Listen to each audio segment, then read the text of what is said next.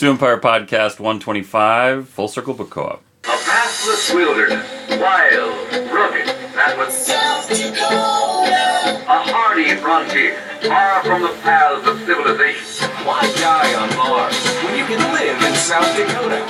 Where fortune beckons with a glittering smile. I was hauling pigs on the interstate. You were in a red car having a problem with your shirt. And life hung on the quickness of a trigger finger. Podcast pillows of The Sioux Empire Podcast.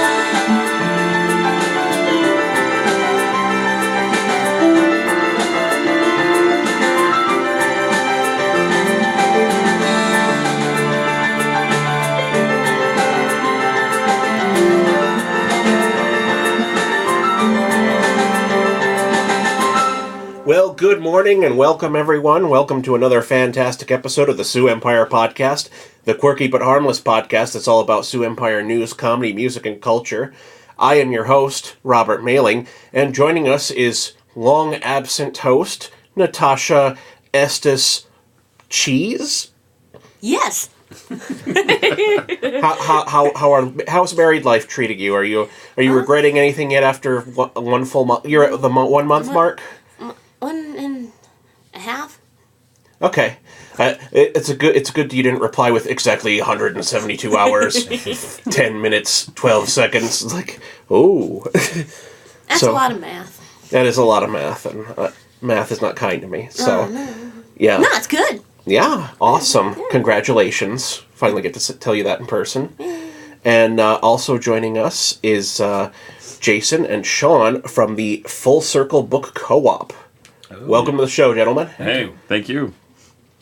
We're going to hop first into headlines, and then we'll talk to these guys a little bit about their project. Our first headline is South Dakota's biggest city isn't a college town or a state capital or in the Sun Belt. So why does it keep growing? The big thing here is that a few weeks ago here, Bloomberg actually did a big write-up that was very nice about Sioux Falls being a mecca for industry and for growth. And I mean, I know we get a lot of these like news stories and stuff like that regularly that are like, you know, arbitrary. People put out arbitrary lists and we happen to be on it. But I thought it was an interesting article just talking about like a lot of the things that Sioux Falls has growing for it. And I thought something you guys would appreciate, because you're kind of into the downtown culture, the art culture, especially like the spoken word, written word kind of stuff. And I'm curious to get your take on, do you feel like Sioux Falls has grown as a place for arts, like written word, spoken word, stuff like that? Yeah, I mean, I've been here 5 years in December now. And, I mean, when I first got here, as far as the spoken word, I couldn't find much. You're like, when I first got here, everyone was just banging rocks together and grunting. No. Now? No, but I mean, the first poetry event I put on, we had about, 10, 15 people. Now we're hitting about 50 to 60, each month. So it's grown in that sense, and a lot of work Jason's been doing with the writing community as well. It's working hand in hand to help that grow.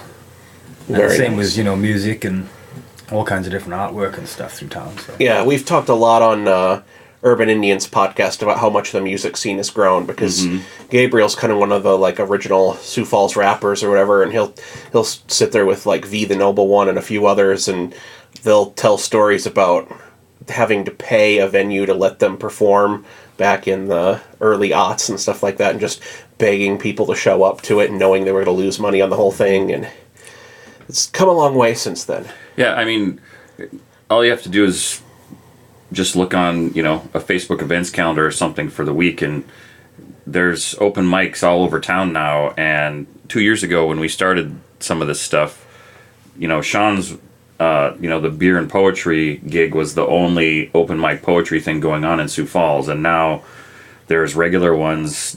There's like 3 regular ones a week or a month that are, and sure they sometimes incorporate stand-up and live music and stuff like that, but there's just really a lot more venues that you can actually use. And that's why we decided to start the Full Circle Book Co-op, because there's so many people that want to get out there and be creative in the community, that finding a venue is really getting hard to find. And so, you know, I mean, we had our biggest, South Dakota Writes does Writers Happy Hour on the third Monday night of every month. And in January of this year, we had our biggest one. We had almost 50 people show up just for a happy hour on a Monday night in January. Because probably people were stir crazy after the holiday or something. But I mean, still, considering that 2 years ago I couldn't find a writer. Human beings other than my family. Right? Yeah. So, I mean, it's really kind of an interesting thing to see the art community grow, at least from the stuff that we get involved in. So. Absolutely. And I mean, obviously you guys are kind of, we'll get to that in the second half here, but you're investing in this like idea of Sioux Falls, you know, growing and developing as an artistic place. Absolutely. What are your thoughts, or do you have any theories on why Sioux Falls? Why now and why Sioux Falls? I don't know if I have any theories, but I have some interesting statistics. They said that for every person, I've read recently, we had some statistics kind of thrown around that for every person that we lose to Minneapolis from Sioux Falls, we get 8 back. Wow. Professionals. And so I think that it has to do with a lot of the, you know, the hospitals and the, you know, a lot of the bigger, I mean, you know, I think, you know, one of your satellites put out a comedic post the other day about we're just installing cranes downtown to look like a big city. But in reality, I thought the crane they had there was really huge in the first place, and then they had to use that crane to put up the really big crane that's downtown right now. We've reached peak crane. I think maybe, I don't know if we can get a bigger one in town. Maybe. We'll find a way. But I mean, just you know, some of those statistics, like Lincoln County, I know 2 or 3 years ago was the fastest growing county in the U.S., and that basically constitutes 57th Street South. And so, I mean, there's just a lot of big things happening in Sioux Falls. So I imagine that with all those exciting new things with the Levitt Shell and a bunch of those things happening, people hear about that, and then they want to come to a city like ours that's still small enough, but not too big yet. But sure. Let's see. And then Natasha, you've been quiet. You're back on the scene. What do you pay attention to the local art scene? Do you feel like it's developing? I mean, like your new hubby, I mean, he's involved in like the tattoo scene and stuff like that. And those are kind of like epicenters for a lot of the art and culture in town here. Go to Alien and Company and request Dustin. He's the coolest. But I mean, do you ever hang out there with him and see like what's going on? And at the shop? Yeah. Yeah, but mostly I just sit there with my yarn and make faces at him before he notices I'm there. And all the clients like laugh, and he's like, "What are you laughing at?" And they're like, "Oh, she's here." He starts laughing, and it's like, "Oh, I think we could turn this into Kermit the Frog." It's supposed to be Ghost Rider. I know, but yeah, I've kind of screwed it. How about Kermit the Frog? No, he's got cool talent and stuff. Yeah. Absolutely. Yeah. So let's see. Next story here. This one's more of just you know, they passed the big bond bill here in town, so we're to get our new high schools, spending the big money on education, and of course the most important thing we have to consider about that is what are we going to name the new high school? Which, I don't know, I thought for sure they'd go with the whole Rushmore theme that they had going, so that it was going to be like Jefferson. Mm-hmm. But apparently that's not set in stone. So my humble submission is that we call it Sanford High. The mascots could be the Fighting Denny's. There you go. Something, yeah. I was thinking, you know, one of the more innocuous presidents, like Wilson, maybe, you know, somebody that... Harding. You know, yeah, I was going to say Harding next, yeah. William Henry Harrison, the guy that died in like 90 days. Yeah, just kind of flip it. And, somebody that was kind of below the radar a little bit, you know. Are there any schools that kind of push the boundaries on naming, or is it usually just area and presidents? There's a few of them that have like more Lakota influenced names, mm-hmm. And then there are some that are like more like civil rights figures and Yeah, like stuff like that. Sotomayor, Yeah. some other ones are, so maybe Ginsburg, RBG, Ginsburg, hi. throw that out. Original gangster.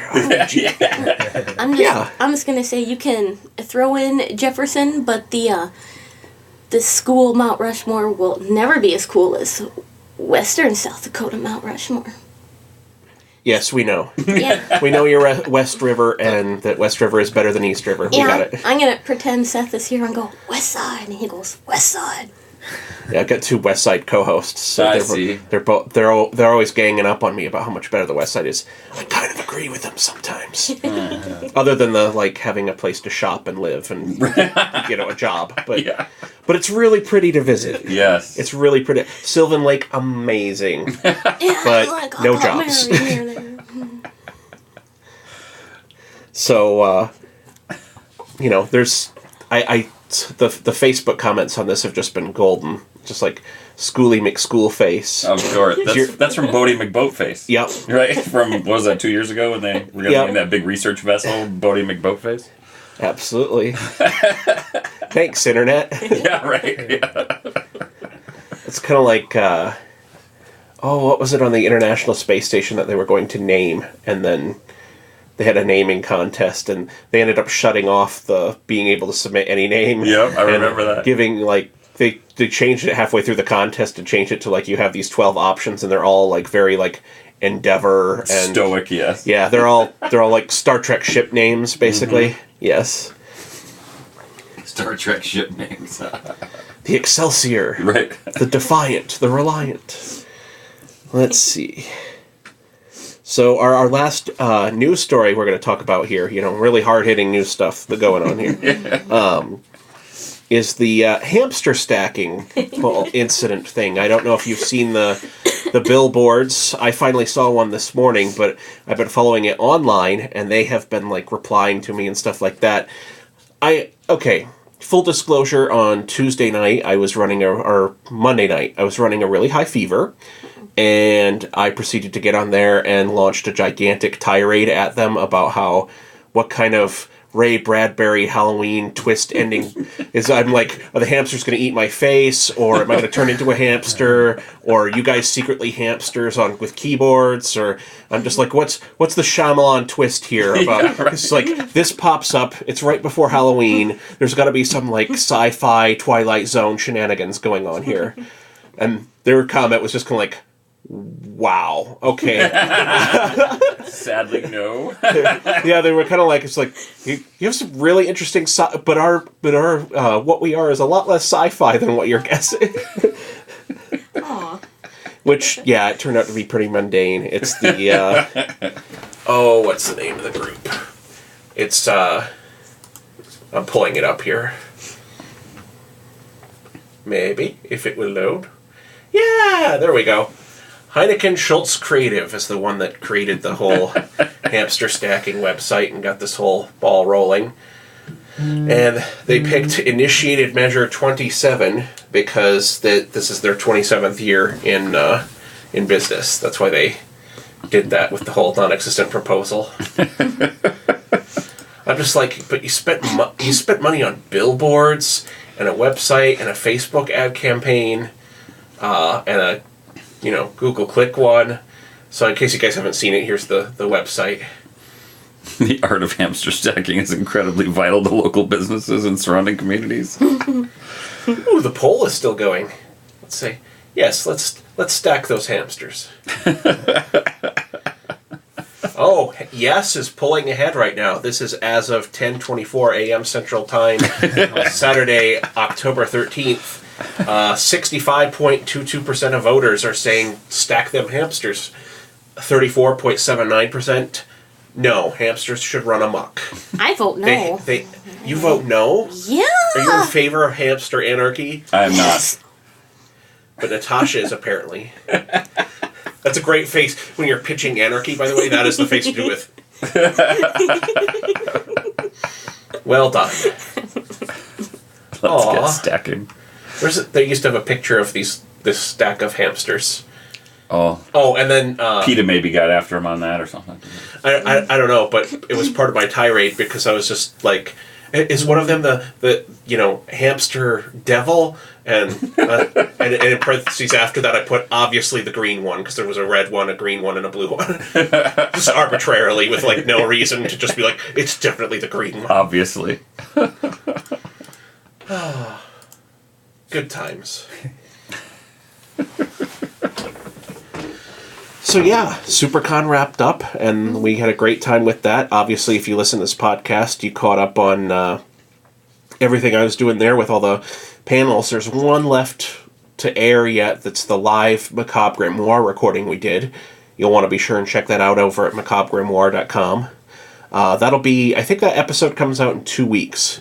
Because the recording schedule with that one, we're so far out ahead with episodes we've recorded that it's like we've got a back catalog of things to like push out there. But anyway, that's the news. That's what's going on locally anyway. All the very important stories at least. Of course, yes. So let's jump into Full Circle Book Co-op. So tell us a little bit about first off, it's a co-op. What up with that? So am I going to be able to go get like my Senex mug filled with coffee every morning, or? I don't know about that, but maybe. We'll have coffee. Yeah. Well, that's a start. That's a start. The co-op model, it's kind of based off the food co-op model, where you can become a member of the whole thing, but you don't have to be a member to shop there. It's more like an added benefit if you do. There are a couple of different ways to become a member, whether it's paying, or you can donate your time, or you can donate all your books. Or blood. Blood in, blood out. Yeah. Actually, when we sweat. We prefer sweat. We'll take sweat over the blood, but the building that we have, when we were inspecting the basement, we walked in downstairs, and there's no lighting or anything, and we kind of had our phones out, went to the back room, and there's like 100 candles burnt to the ground. There's a big black backdrop. There's tins of salt and fake blood everywhere. And what the hell? So, I mean, there might be room for some blood donations from the history of the building. So if the whole book thing doesn't work out, you can always open a vortex to hell in the basement. Yeah. There you go. Unfortunately, we did find out the very innocuous reasons for it down there, but we kind of like the mystery aspect of it a little bit. I know what the real was. Seance. No, it wasn't. You gonna rat it out? There was filming a music video down there or something for a commercial, and so it turned out to be. But it was scary on that initial I was going to say. When we first stumbled upon it, it was very shocked. We're like, okay, so this is happening. Very ghost-hunted. Yeah. We're like, we're calling 605 Ghostbusters right now. We thought the Hydra guys were trying to spook us or something, like, get out of our building. Yeah. It's very like, it's like, I don't think we're in New England. It's like the old ones and Cthulhu mythos going on. There you go. We should just have our Cthulhu books down there. Call it all good. But yeah, no. So but no, there are a couple of other ways to donate. And it's a co-op for a lot of reasons, because we partner with a lot of local businesses and stuff as well. We're going to have a featured artist every month. That's going to be hosted by Allison Buscema and Prince and Repeat, and she's kind of our artistic coordinator, and she's got people lined up to be a featured artist through the next couple months, actually. And so every first Friday we launch a new artist, and then we have their stuff on the wall, and then we have prints for sale. And that's how we're supporting them. We have a vendor area, so on our grand opening weekend, we have Amy Jane Handicrafts coming in and setting up there. She does leather and leather jewelry and stuff like that, so she's going to have a booth in there. Plus, we have all the South Dakota Rights authors that are going to be having their books there on the shelf. And so it's really, when you think of a food co-op where they get like a lot of local produce and everything, we're doing exactly the same thing except for the artistic community. So it really is a co-op in the idea that all these people are contributing to the space. Not to mention we have the Block Collective will be headquartered there. South Dakota Rights will be headquartered there. Just a lot of different organizations kind of coming together to use the space and make it something amazing. So Nice. Let's see. So, why books? Why is that your like go-to thing for? Because I could imagine this as like a bar, a coffee bar, all these different like venues that could be like a center for like artistic endeavors. Why a bookstore?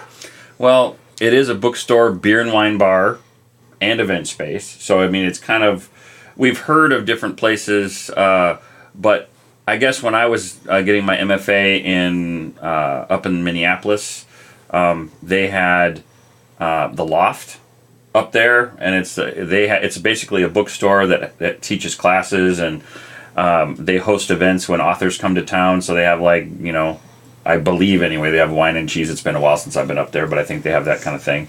And I'm like, I thought that Sioux Falls was big enough to support a place like that, and so the idea of and they also do like handcrafted cards, and so they kind of have this.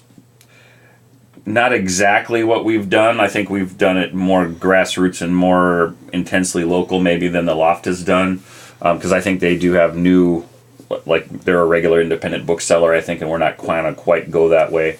But part of the philosophy too, which Sean's been, you know, talking about a little bit, is that we wanted to provide a place that artists can actually afford to come to.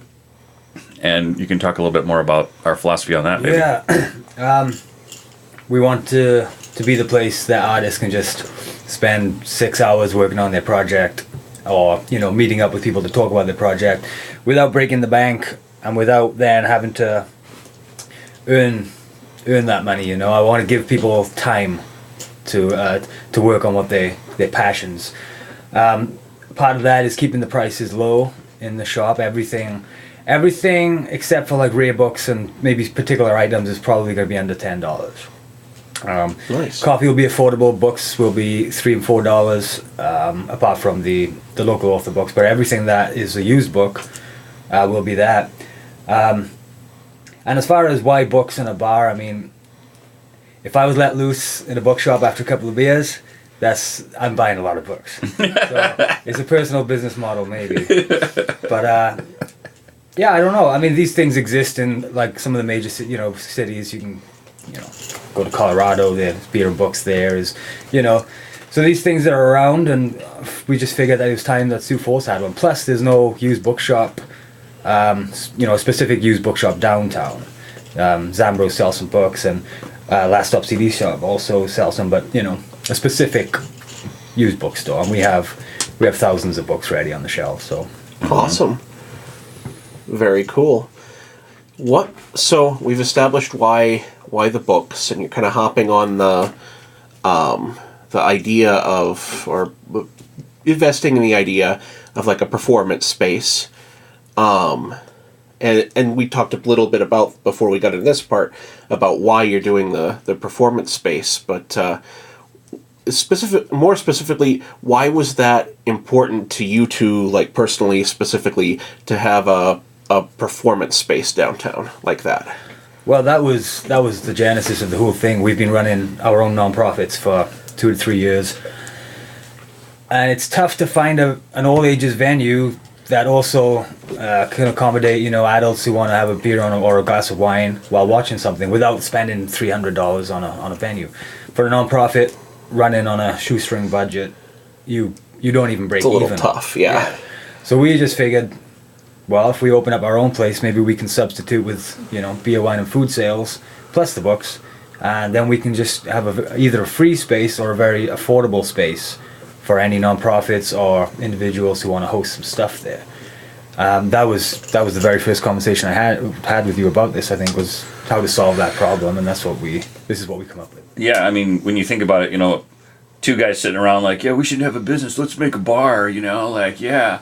We'll call it Puzzles. Yeah, right. And it was like, but that's not the genesis of this. It really came up with, what are we going to do? Like, we were sitting down, possibly at a bar, and we had our calendars out for the next 2 months, and we're like, Sean and I we've hosted probably 200 events in the last 2 years, either here locally in Sioux Falls or across the state.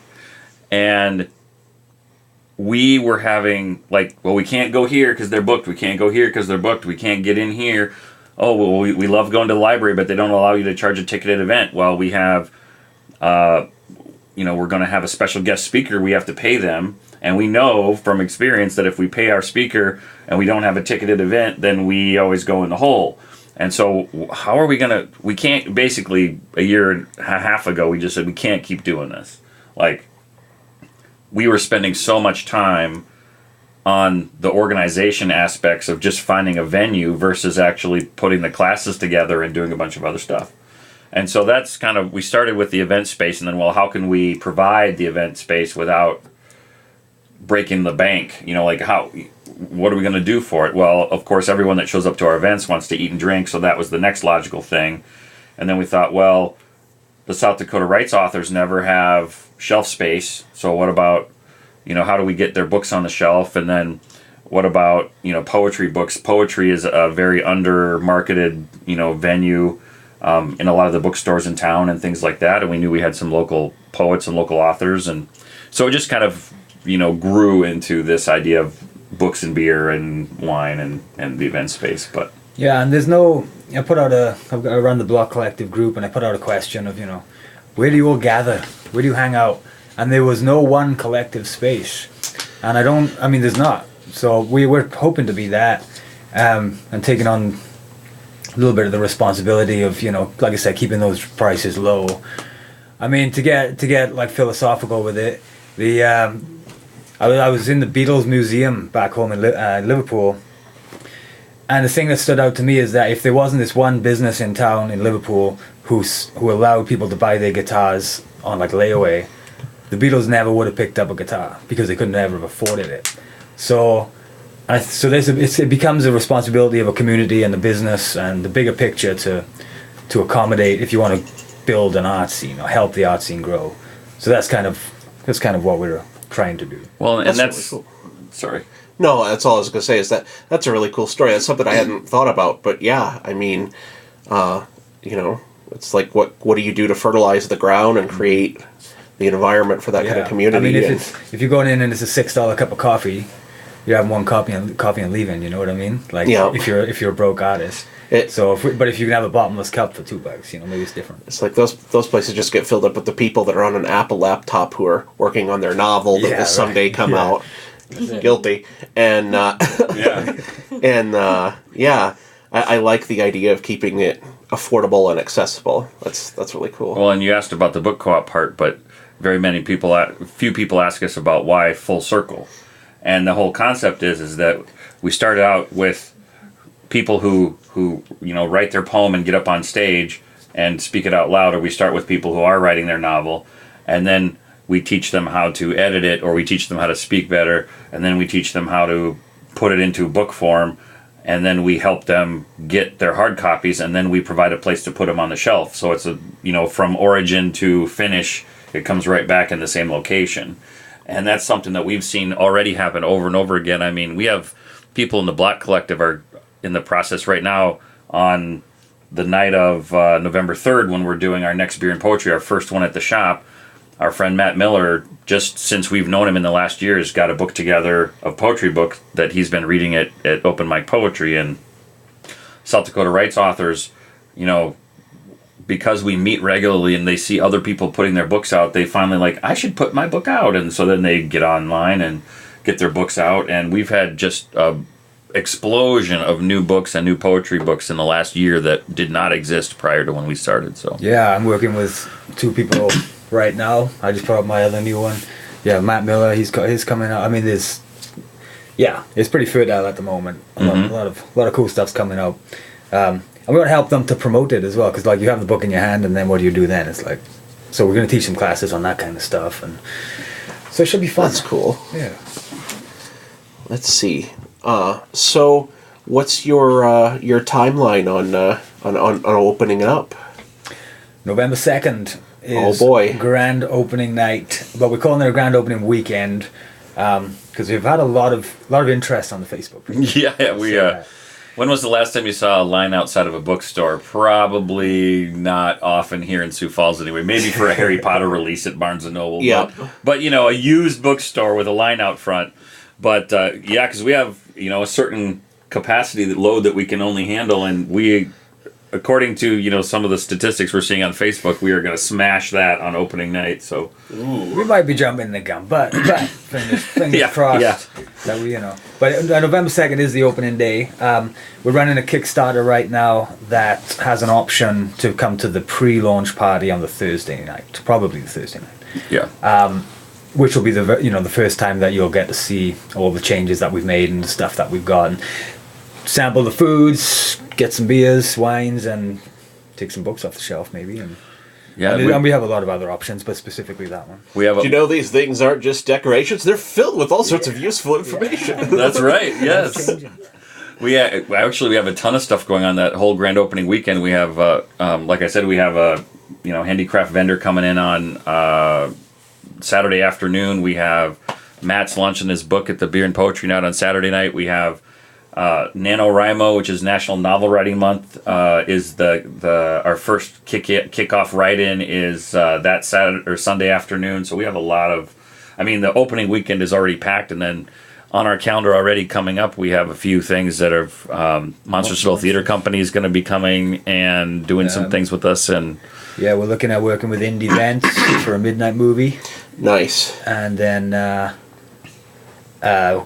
talking with Angelica Mercado about a women's poetry night and to help with that movement. So we've got some stuff coming up that are pretty varied, but tying in with the theme.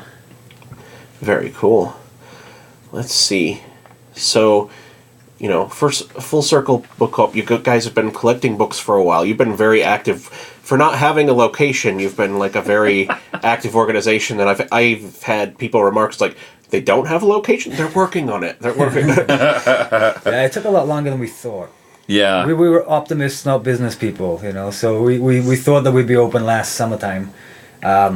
We thought we'd just walk into the space. But funnily enough, the space we have now was the very first place we ever looked at. Full circle. Again. So full circle all the way. Nice. Yeah. So it's taken a little while, but we've been holding book drives in Jason's garage for the last year, where the community have just poured out and just been so cool. Most of our inventory is from donations from the community, and there's some really good stuff. There's some unexpected books that have come through, which is great. We just picked up 4,000 books the other night from someone's house, so up and down. Cow. 2 flights of stairs. 1.6 tons of 1.6 books. tons. Sean and I ourselves in one night. Cow. But that's fun. It's a training program. Yep. We're both dumping weight like crazy. It's awesome.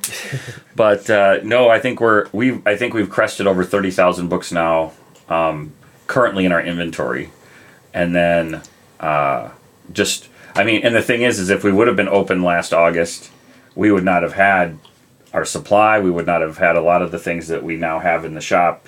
And so it actually just turned out kind of perfect that we were at bursting capacity. We had a storage unit that was overflowing. I had a double stall extended garage that was overflowing. My spare bedroom was overflowing.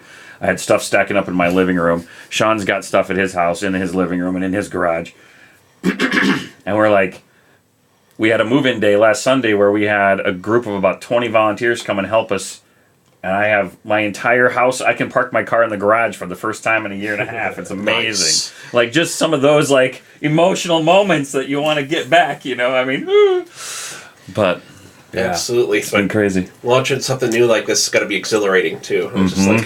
It's been a lot of fun. Been a really good learning curve, and it's just been a blast, And just that outpouring of the community response has just been pretty heartwarming, and especially for our Kickstarter too. We've had all these books donated, which humbles us, and then people are actually giving us money to do this, which we are so thankful and so humbled and mind-boggled every day. We're at 91% of our Kickstarter. We have 5 days left now, and every day we're just feeling that the community really wants this to happen just like we do. So we're really excited. That is awesome. Let's see. So we covered your opening date. You guys, and you have a Kickstarter going on. We'll link to that in the show notes. Trying to think of what else I should bug you about. Are you guys still doing the compilation, that Midwest Apocalypse thing? Mm-hmm. Yes. How's that going? Oh, well. Well, let me see. Maybe I could take that one. No, the funny thing was, of course, is that last year we had all these high hopes of getting open and everything, and we wanted to have some books ready to go for when we opened. Well, of course, we were hanging on to them until we get a shop open. Yeah. And so were kind of put on the back burner because we do want to do local publishing. That's essentially the final part of the full circle, is that we publish it for the local people as well. Sure. And so we do have a Midwest Apocalypse anthology and a poetry magazine, Pinzés Intimes, and actually that one might come out first, even though the call was afterwards, but that one's going to be a lot easier to put together. Sure. And so I think we're very close on getting that one to the printer, and, of course, now with the shop opening itself, it might be January when we see some time to actually put that out, but we would love to do a launch in January where we just have a random, here's our new publication, and we're going to have a book launch for the new publication and things like that. And so we do, and so that was fun getting, like you said, we have not been still, and that was one of the things we thought we could probably get organized while we're waiting for a permanent location. And so, yeah, we do have those two pieces of publication in the works right now. And then, we have, oh my gosh, just so many things on the plate to get organized. Like employees and food ordering and construction, and we finally have our permits all lined up from the city, and we have to go to the city council on Monday night and get our beer and wine license. And Monday night or Tuesday night? It is Monday night. Last time they moved it to Tuesday, but I believe it's Monday night, October 15th. Okay, yep. So, it's been all the hoops, and of course we're new at all this, so it's just some things that we're like, okay, what's the next step? Oh no, these are the next 7 steps before. Okay, we'll do these 7 things before we can get to the next step. Okay, I gotcha. So it's been a learning curve. Yeah. Definitely. Sounds like a grand adventure. Oh, very much it is. So let's see. I know we've mentioned your downtown, but I don't think we mentioned the exact location of where you are downtown. 123 West 10th Street. Oh, that's easy to remember. It's a nice address. Yeah, and it's a really nice address. Hydra used to be in there, so it's the Hydra Hall. So former Hydra Hall location. Right across the road from the diner. Okay. So, 123 West 10th Street. November 2nd. Yeah, full circle book co-op. Be there. Be there.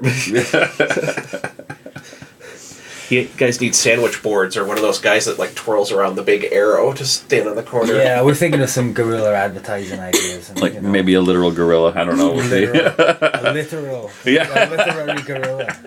A literary gorilla. There you go. It would be a hilarious pun, a guy out there in a gorilla suit holding the book. That'll be our stacking hamsters type thing. There you go. Literary gorillas.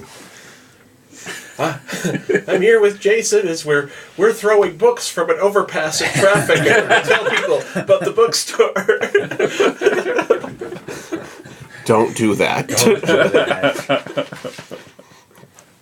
Give them to us. Give the books to us. Yeah, don't throw them. Don't throw them away. Don't throw them at cars. Yeah, or at cars, or we'll take them. So, anything else you think that people should know about the Full Circle Book Co-op? And because so if I've got this right, you're going to have a beer and wine kind of bar set up there. Yep. You've got the bookstore activity going on. It is a performance space. What's the capacity on that performing space? Oh, that's a good question.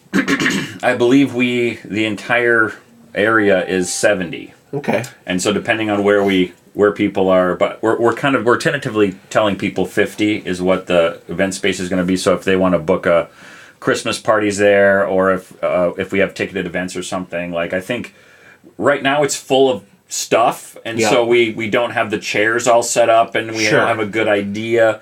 But according to what our new permit allows us to have, is going to be 70 for the entire space. So, okay. And that includes the bookstore area, which is very limited capacity, and then the bar and the event space. So we figure that it's more like a 48-20 something kind of thing. So, okay. And we also, not to muddle up the numbers, but we also have a boardroom scriptorium. Oh, right. We forgot to mention that. If you wanted to nonprofits have to host meetings and monthly things and all this stuff, or if there's any business guys or anybody wanted to just kind of hire out that room, and yeah, so we have that extra little spot as well. Yeah. I don't know. There's a lot going on in the little small space that we've got. Yeah, our boardroom is called the Scriptorium. Nice. It's an old word basically of where the monks would go and script. They would illuminate and they would write their texts. And so obviously it's going to be open to anyone who wants to go in there if it's not booked, and it'll have our archive is going to be in there, because one of the things that we've been doing through South Dakota Writes and through the book co-op is we've been buying and collecting donations of anything that's ever been written in South Dakota. So it's a living archive. You don't have to go to SDSU and get down in the archive and check something out. You can come in, see what we have on our shelves, and just some of the random things that we have is like the Audubon, the South Dakota Audubon Society quarterly news magazine from the 50s. We have the years and years of runs of that. We have South Dakota History magazine. We have the Oakwood. We have past pedals from the 70s. We have annuals from the colleges. All these have articles that were written by South Dakota residents, and I think that that's something that's really interesting. One of the things we sold at the pop-up, a Native American gentleman was in there and asked if this was for sale, and we're like, of course it is, that's why it's here. And it's like, only $3? Like, yes. He's like, well, I drew all the illustrations in that book, and he had a house fire and lost it, and lost all the originals. And this book was, I think it was drawn in the early 90s. It was like a locally published book, but it was like Lakota dresses, like the way that they dressed in a lot of their fancy dance things and everything. Yeah. And he was like almost in tears purchasing it because we had that in our shop. Barnes & Noble doesn't carry that on their shelf. That's the kind of stuff that we actually gravitate towards and want to grab. So we loved having it for him, and it was awesome. And I'd mentioned this before, but that kind of like the mystique of a secondhand bookshop, you get in there and you don't know what you're going to find. We want to make that bigger, so instead of just the books, you don't know who you're going to find, or what kind of event will be going on, what vendor will be there. So I just wanted to make it like an experience of just walking in there, not to make it too philosophical again, but just to have an experience, a unique. You're not just going in there to get a cup of coffee. You can go in there to maybe start a new venture, because that's how all this started. Is we bumped into each other some way, Yeah. Just show up, right? Just show up. All you got to do is show up. It's amazing how much of the world is defined by the people that show up. Mm-hmm. Yeah. The Sioux Empire Podcast proudly presents this week's Shameless Plugs. Well, now this is basically giving you like a shameless plug for the second half of this episode. But if you want to do a quick soundbite roundup of everything people should know about Full Circle Book Co-op and what's going on and everything else, now is your chance. Or if you've got any other events not even related to it that you want to promote, or you're selling something or anything like that, this is the point of the show where you can feel free to unleash that.